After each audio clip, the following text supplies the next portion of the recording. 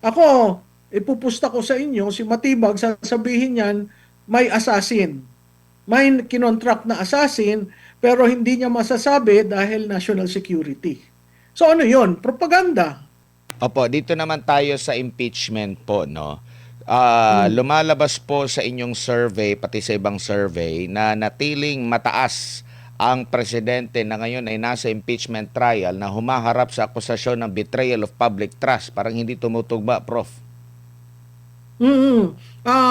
Alam mo, hindi naman kami nag-uusap yung mga survey firms, iba-iba yung methodology namin, pero makikita mo what the trend that sticks out is siya pa rin, si VP Sara pa rin ang trusted, most approved, di ba? Tapos yung presidente na kung saan siya ang kumukumpas ng lahat ng ganito, ay makita mo talagang dumadaos-os. So, dapat siguro tingnan nila yung public opinion dahil 4 na taon nang talagang pinipiga si si Vice Presidente Duterte at sila ang may hawak ng lahat ng makinarya.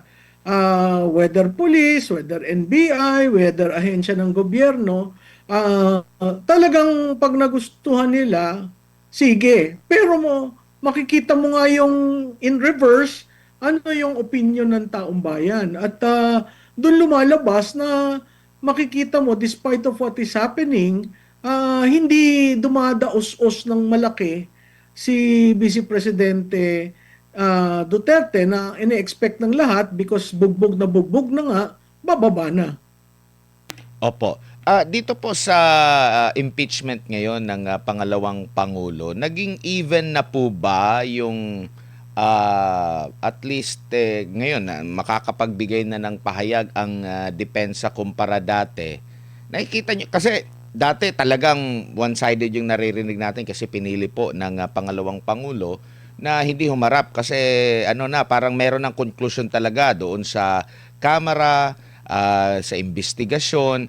Tapos, yet mataas pa rin yung kanyang rating, pinakamataas pa rin po. Ngayon na merong impeachment trial na nabibigyan na sila ng pagkakataon na makapagsalita, do you think na makakabawi na ito? Kasi alam natin, tanggapin natin na meron talagang pagbaba din sa ano ng pangalawang pangulo along the way. Kumbaga may epekto din yung mga paninira sa kanya, though siya pa rin yung pinakamataas. Pero ngayon na pantay na, makakapagbigay na ng pahayag ang depensa na panig sa pangalawang pangulo, naasahan niyo po ba na tataas itong kanya pong rating?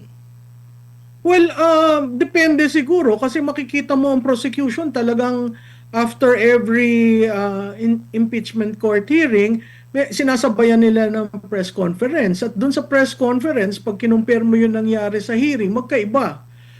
Dun sa press conference, nagko-conclusion na sila. Wala pa namang conclusion sa trial. So, makikita mo yung paggamit ng propaganda sa press conference at yung ebidensya. Makikita natin sa charge number 4, wala ako sa pag-assess ko dun sa nangyari, doon sa digital forensic, hindi naman siya expert. So makikita mo, mali nga yung sinabi niya na galing sa Meta yung video. Hindi naman tama yon. Ang video ay nangyari sa Zoom, no?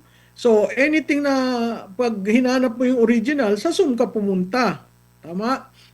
Pangalawa, wala siyang personal knowledge dun sa nangyari. Na tingnan lang niya. At nung in-interview niya yung mga randomly, yung mga naandun, 42 people were there, hindi consistent yung pagtatanong niya.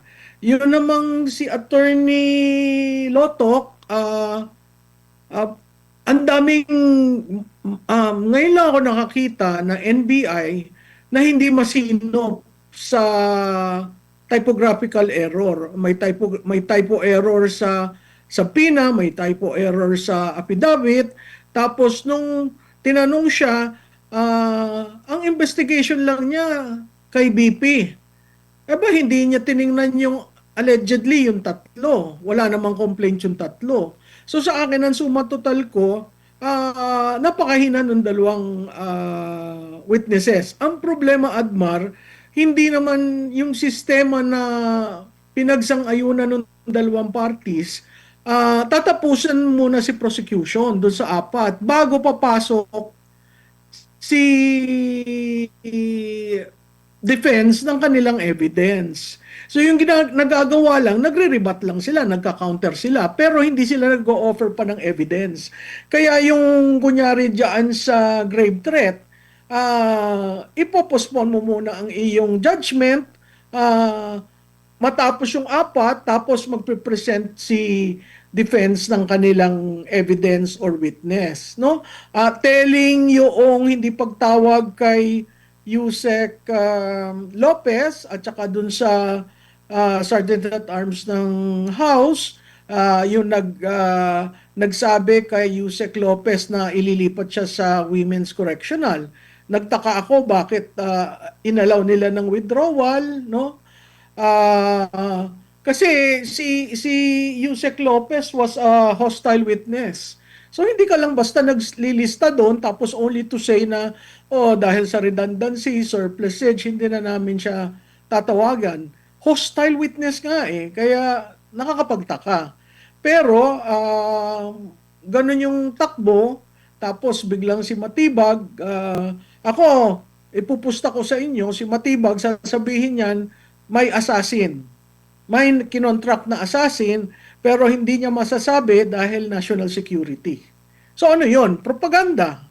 So kung naghahanap tayo ng evidence at gusto natin maging patas sa issue ng grave threat, na ang grave threat naman ay hindi impeachable, mahina yung Article 4. No?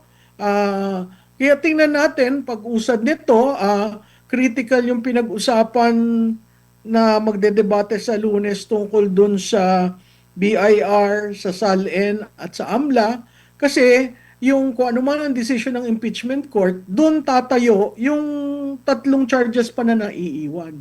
Opo, doon po sa pagbawi ng marami, parang anim mo mahigit pa na mga witness. Para po sa messaging po, negatibo ba 'yon sa lalo na sa panig ng prose? Kasi kung iisipin mo, napakahaba na nitong pinanggalingan nitong impeachment na ito, nanggaling pa ito doon sa Kamara, ang dami na nila. So kumbaga, dapat kung iisipin mo kung gano'n katagal, napaghandaan na nito, lalo na yung pagpili ng mga magiging testigo. Tapos at the end, sasabihin mo lang na redundant. Hindi ba nila naisip yun along the way? Kung same lang din naman yung sasabihin or ipupunto nila, napakarami nilang mga abogado. O sadyang pang-bluff lang ito dahil para magmukha na, oy, napakaraming mga testigo laban sa pangalawang pangulo. Ako ang tawag ko doon, propaganda eh. Biro mo mag-submit ka ng listahan, let's say ang total na listahan doon 20, tapos aalisin mo yung dalawa lang ang narinig. At doon sa dalawa pa ikot-ikot, no? So ako, talagang pinopaganda nila, tama ka doon sa sinabi mo, ba't hindi pinaghandaan ng tama, considering second time na ito. Makikita rin natin dyan doon sa issue ng SAL, NBIR at saka AMLA, ano ba talagang hinahanap nyo? Kasi tama rin naman ang defense nung sinabi na, oo, inallege nyo yan, pero wala naman kayo naka-attach na evidence. So, fishing expedition ba itong gagawin? Parang ganun rin yun dun sa ano eh, dun sa charge ng grave threat. Linista, tapos, ay okay na yan, na-prove na. Wala namang na-prove kasi yung dalawa, kung susumahin mo, walang personal knowledge eh.